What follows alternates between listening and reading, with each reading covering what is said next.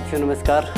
साथियों आप सभी का आपके अपने YouTube channel waste solution point में हार्दिक स्वागत है। साथियों आज से रीजनिंग की क्लासेस में स्टार्ट कर रहा हूं और रीजनिंग में सबसे पहले रक्त संबंध पर आधारित क्वेश्चन मैं आपको कराऊंगा। ब्लड रिलेशन के क्वेश्चन लगभग सभी एग्ज़ाम्स में पूछे जाते हैं और ब्लड रिलेशन के क्वेश्चन काफ़ी आसान क्वेश्चन है, आप बहुत जल्दी से उन्हें समझ जाएंगे, कोई दिक्कत नहीं होने वाली है। और ये क्वेश्चंस समझने के लिए पहले इसका कुछ बेस है जो कि मैं आपको समझाने जा रहा हूँ।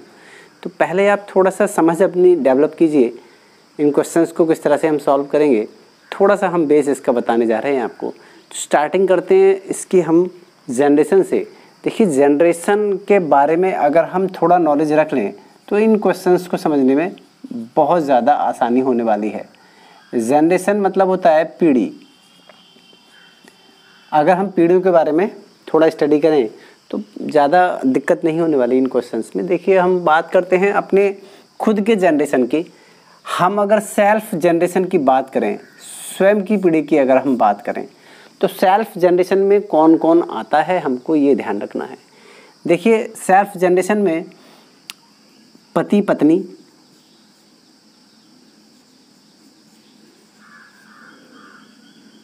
भाई भाभी,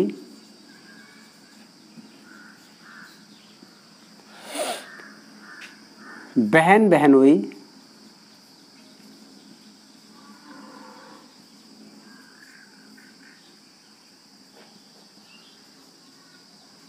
साला साली, brother in law, sister in law,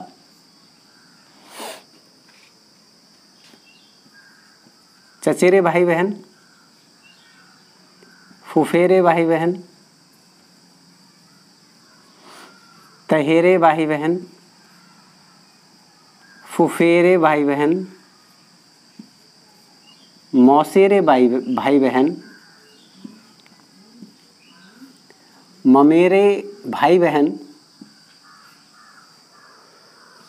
ये सब हमारे खुद की जनरेशन में आएंगे।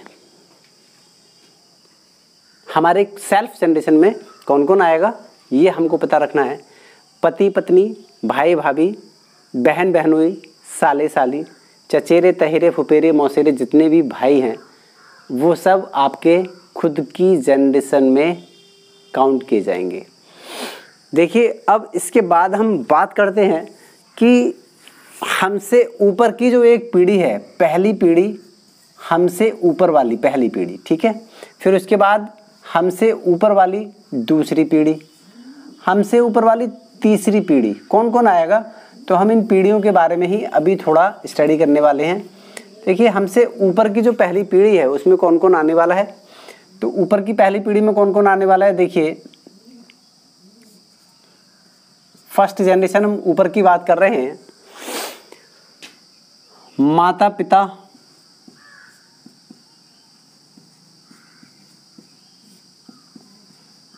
सास ससुर,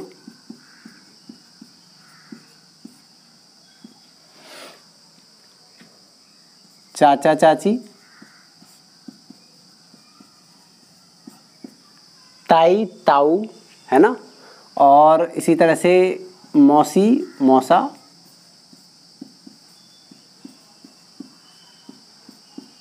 बुआ फूफा, मामा मामी, मामा मामी, ये सब हमारी फर्स्ट जनरेशन। एक स्टेप ऊपर की हम बात कर रहे हैं। पहली हमसे ऊपर की जो पहली जनरेशन है उसमें ये सारे लोग काउंट किए जाएंगे। बात करें हम सेकंड जनरेशन ऊपर की, यानी एक जनरेशन ऊपर ये लोग आएंगे। सेकंड जनरेशन में कौन आएगा हमसे ऊपर, सेकंड जनरेशन में कौन होगा, माता पिता के भी माता पिता, है ना, चाचा चाची के माता पिता, मौसी मौसा के माता पिता, ये सारे लोग हमारे सेकंड जनरेशन, एक जनरेशन ऊपर, सेकंड जनरेशन ऊपर ये रहेंगे। यानी कि हम कह सकते हैं दादा दादी, नाना नानी, ये हमारे किस में आएंगे, सेकंड जनरेशन में आएंगे। बात करें हम थर्ड जनरेशन की, तो थर्ड जनरेशन में कौन आएगा? परदादा, परदादी, इसी तरह से परनाना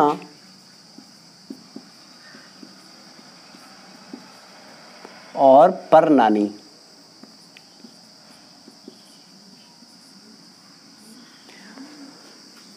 एक जनरेशन ऊपर, सेकंड जनरेशन ऊपर और थर्ड जनरेशन ऊपर। ठीक है, ये हमको ध्यान रखने वाली बात है। जनरेशन आपको समझ आ गई होगी। अब हम बात करते हैं अपने से नीचे जनरेशन की। नीचे से पहले जनरेशन में कौन आएगा? हमारे बच्चे, यानी कि हम अपने बच्चों की बात करें तो बेटा बेटी।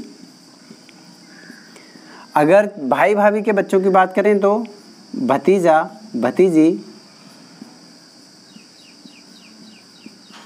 और कौन आएगा? अगर हम बहन बहनों के बच्चों की बात करें तो भांजा भांजी।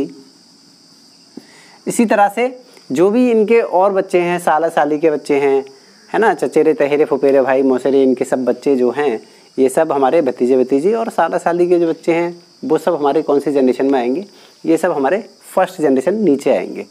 बात करें हम सेकंड जनरेशन की, नीचे से सेकंड जनरेशन की अगर हम बात करते हैं, अपने नीचे सेकंड जनरेशन की हम बात करें तो बेटा बेटी के जो बेटे हैं वो कौन हो जाएंगे? पोता पोती। इसी प्रकार पोता पोती के बाद इसी प्रकार अगर हम बात करें तो क्या आ जाएंगे इसमें? देवता और देवती भी इसी में आ जाएंगे। देवता देवती, ये क्रम हमारा चलता रहेगा इसी तरह से। ठीक है, और अगर हम एक जनरेशन और नीचे आ जाएं तो क्या हो जाएगा? परपोता। बेटे का बेटा तो पोता हो गया, अब पोते का बेटा कौन हो जाएगा? परपोता। इसी प्रकार परपोती। तो इस तरह से ये क्रम हमारा चलता रहेगा। हमें ये जनरेशन की समझ होनी चाहिए। अगर जनरेशन की हमें समझ है तो ये क्वेश्चन हमारे लिए बहुत आसान होने वाले हैं। अब हम बात करेंगे कुछ चिन्हों की, कुछ संकेतों की, जिनके आधार पर हम क्वेश्चंस को सॉल्व करेंगे। तो देखिए, कुछ संकेत हैं, कुछ चिन्ह हैं जिनको हमें समझना है। बात करें अगर हम मेल की, मेल मतलब अगर हम बात करें पुरुष की या आदमी की अगर बात कर रहे हैं तो उसके लिए हम प्लस के सिंबल का यूज़ करेंगे। ठीक है, अगर हम बात करें फीमेल की बात करेंगे तो हम माइनस के सिंबल का यूज़ करेंगे। यानी कि अगर हम महिला की बात कर रहे हैं तो हम माइनस के सिंबल का यूज़ करेंगे। अगर हम बात करेंगे पति पत्नी की बात हम कर रहे हैं तो वहाँ हम डबल एरो इस तरह से लगा देंगे तो हम समझ जाएंगे कि ये पति पत्नी है। जैसे मैं आपको बताऊं, मैं आपसे कहूं कि ए की पत्नी बी है तो ए की पत्नी बी है। इसको हम कैसे संकेत से डिनोट करेंगे? क्या हो जाएगा इसका संकेत? देखिए, ए की पत्नी बी है तो पत्नी कौन है? पत्नी सीधी सी बात है बी है। पत्नी कौन है? बी है। तो बी कैसा हो जाएगा? ये इसका सिंबल हो जाएगा माइनस का। ए पति है, इसका सिंबल हो जाएगा प्लस का। तो हम शो कैसे करेंगे इसे? ए के ऊपर प्लस का सिंबल शो कर देंगे और बी के ऊपर माइनस का सिंबल शो कर देंगे और डबल एरो इस तरह से हम लगा देंगे तो हम ये यहाँ पर समझ जाएंगे कि ये ए और बी दोनों क्या है? पति पत्नी हैं। ए और बी क्या है? ये पति पत्नी हैं। अगर हम बात करें भाई बहन की, अगर हम बात करें भाई बहन की, मान लीजिए मैं कह दूं ए बी का भाई है, ए बी का भाई है।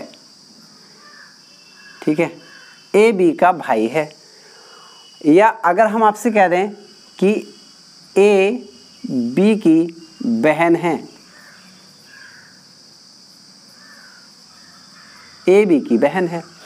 अब आप एक बात समझ लेंगे कि ए बी का भाई है, बी का भाई है ना?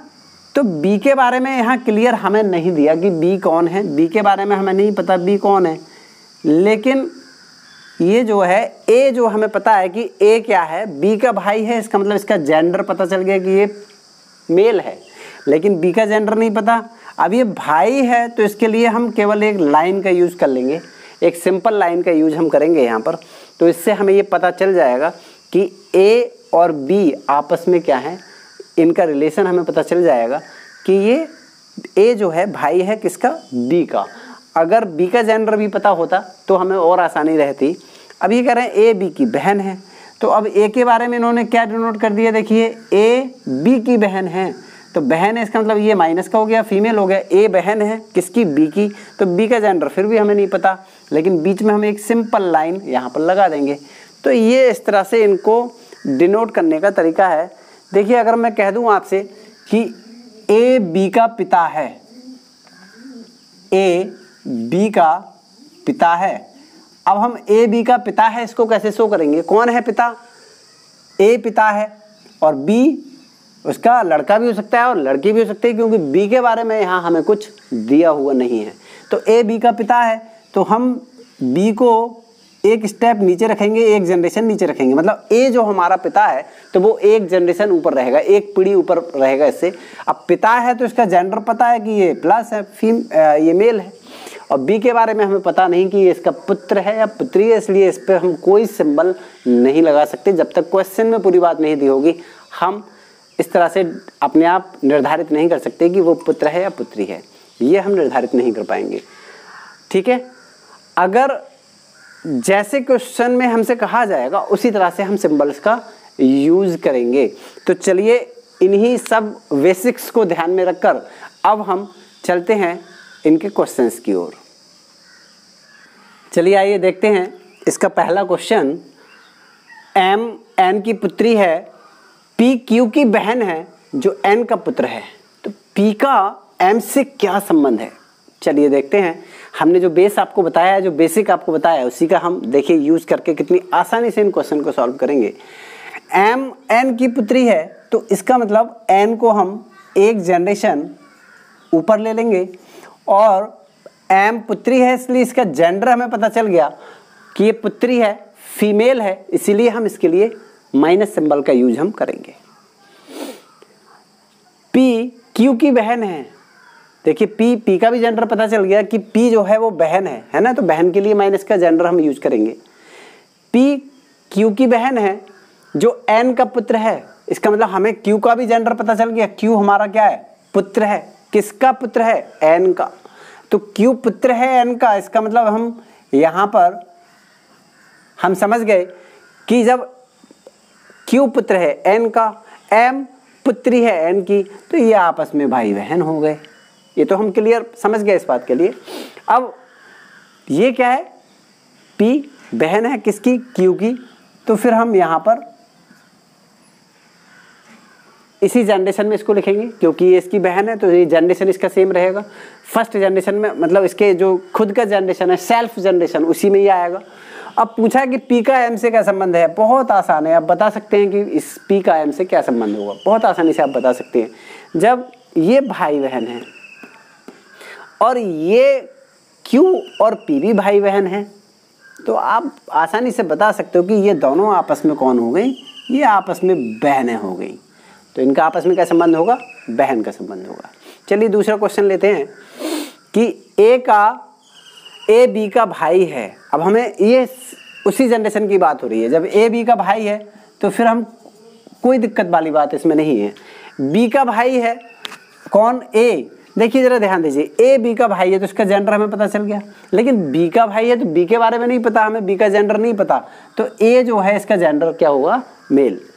सी बी की माँ है, देखिए इसमें सी जो है माँ है बी की, यानी कि सी का जेंडर भी हमें पता चल गया। अभी भी बी का जेंडर क्लियर नहीं हो रहा है, तो सी जो है एक जनरेशन ऊपर आ जाएगी, और ये सी क्या है, इसकी माँ है, इसका मतलब ये इसका जेंडर पता चल गया हमें, फीमेल है, इसलिए हम माइनस सिंबल का यूज करेंगे। एम सी की बहन है, अब देखिए एम सी की बहन है, एम का भी जेंडर हमें पता चल गया, बहन है इसलिए माइनस। अब एम सी की बहन है तो इसी जनरेशन में हम ले लेंगे, एम को भी इसी जनरेशन में ले लेंगे। अब क्या पूछा, बी का एम से क्या संबंध है, तो इस बी का एम से क्या संबंध है आप बताइए।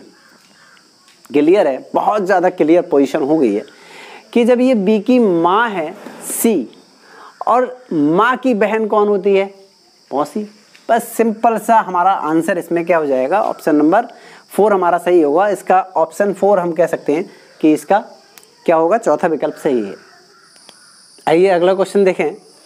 दया का भाई अमित है, दया चंद्रा का बेटा है, विमल चंद्रा के पिताजी हैं, तो अमित का विमल से क्या संबंध है। देखिए पहले 2 क्वेश्चन से हम ये समझ गए कि अगर हमने क्वेश्चन में डायग्राम बना लिया तो फिर ये क्वेश्चन हमारे लिए बहुत आसान है। और क्वेश्चन का डायग्राम हम आसानी से जनरेशन और जो हमने आपको बेसिक आपको जो सिंबल बताए हैं उनकी सहायता से हम उस क्वेश्चन का डायग्राम आसानी से बना सकते हैं। और क्वेश्चन का डायग्राम बनते ही क्वेश्चन हमारा सॉल्व हो जाता है। यहाँ कुछ समय ज़्यादा इसलिए लग रहा है क्योंकि आपको ये स्टेप बाय स्टेप मैं समझा रहा हूँ। आप जब प्रैक्टिस करेंगे तो आप इनको मुश्किल से 5 से 10 सेकंड में आप सॉल्व कर सकते हैं। कि दया का भाई अमित है, देखिए दया का जो भाई है वो कौन है, अमित है। अब अमित का जेंडर पता चल गया ना हमें कि ये मेल है। दया चंद्रा का बेटा है तो दया का भी जेंडर हमें पता चल गया कि दया कौन है, बेटा है। किसका बेटा है, दया चंद्रा का बेटा है। देख लीजिए, तो दया चंद्रा का बेटा है, दया कौन है, चंद्रा का बेटा है। तो अमित भी कौन हो गया बताइए, इसका बेटा हो गया ना, यानी कि चंद्रा इसका भी डैडी है। ठीक है, ये इसका पिता है तो इसका भी पिता है, दोनों के पिता हो गए, यानी कि दोनों आपस में भाई हैं तो दोनों के पिता हो गए। विमल चंद्रा के पिताजी हैं। देखिए एक स्टेप और एक जनरेशन और ऊपर की बात हो रही है कि ये जो विमल हैं ये कौन है, चंद्रा के भी पिताजी हैं। तो बस अब हमें स्थिति हमारी क्लियर हो गई। अमित का विमल से क्या संबंध है, अमित का विमल से क्या संबंध है, हमें ये बताना है। इन दोनों में क्या रिलेशन है ये हमको बताना है। स्थिति बहुत साफ है, बहुत क्लियर है कि ये इसका पिता है और ये चंद्रा का पिता विमल है। तो दया कौन हुआ, इसका पोता हुआ, और दया का भाई है अमित, तो दोनों क्या हो गए, ये इसके पोते हो गए। किसके पोते हो गए, विमल के पोते हो गए। तो इसका ऑप्शन नंबर हमारा सेकंड ऑप्शन सही हो जाएगा। अब हम इसका अगला क्वेश्चन देखते हैं।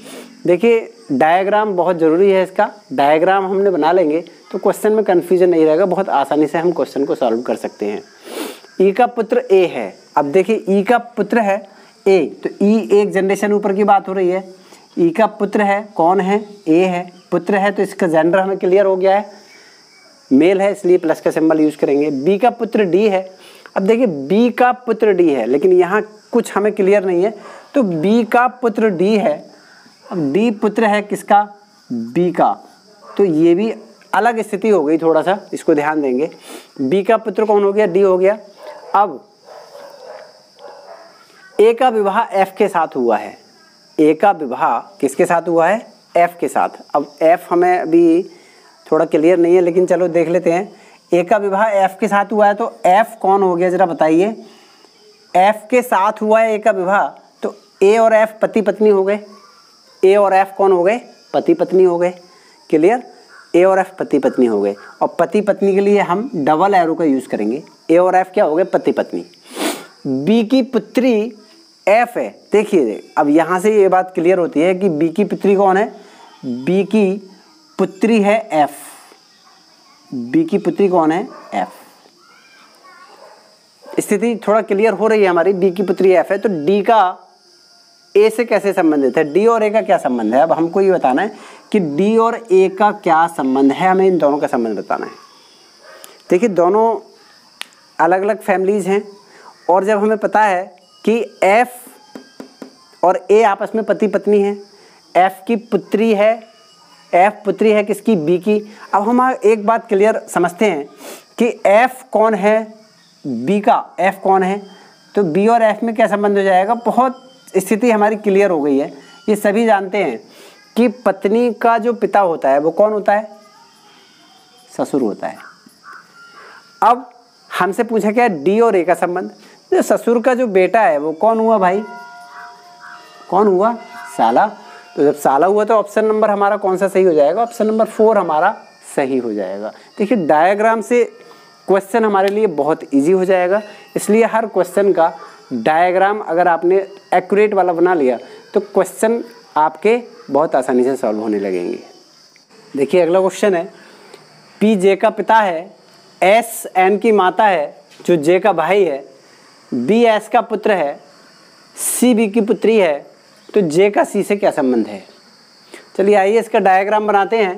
देखिए कह रहे हैं कि P J का पिता है, तो J का जो पिता है वो कौन है बताइए, P है।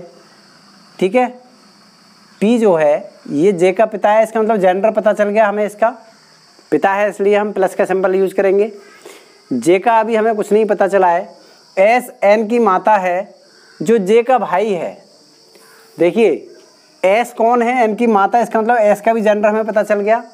S N की माता है और N क्या है, ये J का भाई है, इसका मतलब N का भी जेंडर हमें पता चल गया। देखिए N का भी जेंडर पता चल गया है, तो N J का भाई है, तो इसी की जनरेशन में आएगा, N J का भाई हो गया। और क्या कहा है कि N की माता कौन है, S N की माता है, इसलिए एक जनरेशन ऊपर की बात हो जाएगी। अब जब ये N की माता S है और J का पिता P है, तो हम बहुत आसानी से इस डायग्राम से ये समझ गए कि ये दोनों आपस में कौन हो गए, ये दोनों आपस में पति पत्नी हो गए। आगे क्या बोला इन्होंने, B S का पुत्र है। देखिए B जो है S का पुत्र है, S का पुत्र कौन है, B पुत्र है, इसलिए इसका भी जेंडर पता चल गया और हमें ये पता चल गया कि ये दोनों भी भाई भाई हो गए। ठीक है, आगे क्या बोला है कि C B की पुत्री है। अब B की पुत्री है C, इसलिए C का जेंडर पता चल गया हमें, तो ये एक जनरेशन नीचे आ जाएगा। यहाँ पर पुत्री है इसलिए हमने माइनस का सिंबल यूज कर लिया। तो J का C से क्या संबंध है, अब J और C का हमें संबंध बताना है। एक बात बताओ, भाई की जो बेटी हुई वो कौन हुई, ये इसका भाई है। J B जो है J का भाई है। अब J के बारे में नहीं पता कि J कौन है, भाई है या बहन है, इसका हमें जेंडर क्लियर नहीं है। तो जब इसका जेंडर क्लियर नहीं है, लेकिन फिर भी अगर मान लीजिए बहन है तो क्या होगा, बहन है तो ये इसकी बुआ हुई और ये इसकी भतीजी हुई। अगर भाई होगा तो ये इसका चाचा हुआ, फिर भी इसकी भतीजी हुई। इसका मतलब दोनों कंडीशन में ऑप्शन नंबर तीसरा हमारा करेक्ट है। अगर मान लीजिए इसमें भतीजी का ऑप्शन नहीं होता, तब उस कंडीशन में हमें क्या ऑप्शन लगाना पड़ता है, इनमें से कोई नहीं। अब चूंकि यह भतीजी का ऑप्शन दिया है, इसलिए हम क्या करेंगे, यहाँ पर थर्ड ऑप्शन को टिक कर देंगे। अगला क्वेश्चन देखते हैं। A D की माँ है तथा B की बहन है। B की बहन C है जो F से विवाहित है। G A का पति है, तो G D से किस प्रकार संबंधित है। देखिए A D की माँ है इसलिए इसका जेंडर पता हमें चल गया है, D की माँ है इसलिए जेंडर इसका माइनस हो गया। अभी D का जेंडर फिलहाल अभी क्लियर नहीं हुआ है। देखिए A माँ है किसकी, D की, तो इसको एक जनरेशन ऊपर ले लेंगे, तथा B की बहन है। देखिए जरा ध्यान देंगे, A D की माँ है और B की बहन है। यहाँ दो बात हमें ध्यान रखनी है, तथा करके दो वाक्य जोड़ रखे हैं। इसका मतलब ये A के बारे में ही बता रहा है कि A D की माँ है और A B की बहन है। तो A जो है ये क्या है, B की बहन है, लेकिन B के बारे में भी यहाँ अभी हमें कुछ क्लियर नहीं है, B का भी जेंडर हमें नहीं पता है। आगे देखेंगे, B की बहन C है। देखिए B की बहन, एक बहन और है C है। अभी भी B का जेंडर हमें क्लियर नहीं हो रहा है, लेकिन हमें ये पता है कि C का जेंडर क्या है, C का जेंडर पता है कि बहन है इसलिए फीमेल है, जो कि F से विवाहित है। F से विवाहित है तो F का जेंडर भी हमें पता चल गया, और ये दोनों पति पत्नी है इसलिए हम डबल एरो लगा देंगे। G A का पति है। देखिए भाई G का भी और A का भी संबंध पता चल गया कि G A का पति है, इसलिए G का भी जेंडर हमें पता चल गया। G का जेंडर मेल है, ये हमें पता चल गया। अब पूछा है कि G D से किस प्रकार संबंधित है, तो G का D से क्या संबंध है। क्वेश्चन को फालतू में इतना आपको घुमाया और क्वेश्चन में है क्या, कुछ नहीं। देखिए बस जब ये दोनों पति पत्नी हैं और ये D की माँ है, तो ये इसका कौन हो गया, सीधी सी बात है, पिता हो गया। पिता हो गया इसलिए ऑप्शन नंबर क्या हो जाएगा, 4 सही हो जाएगा। तो आज के लिए ब्लड रिलेशन के बस इतने ही क्वेश्चन, बाकी आप लोग प्रैक्टिस कीजिएगा। अगर आपको कहीं कोई दिक्कत आती है तो आप मुझे कमेंट बॉक्स पे कमेंट करिएगा। ब्लड रिलेशन के क्वेश्चंस कोई भी आपसे बचने वाला नहीं है, कोई भी आपसे छूटने वाला नहीं है, क्योंकि जो बेस आपने तैयार किया है सब क्वेश्चंस इसी बेस पर हैं। अपने बेस को आप मजबूत कीजिए, आप ब्लड रिलेशन के सारे क्वेश्चंस को सॉल्व कर पाएंगे, मैं ये दावा करता हूँ। और अगर वीडियो आपको अच्छी लगी हो तो लाइक और शेयर कीजिएगा।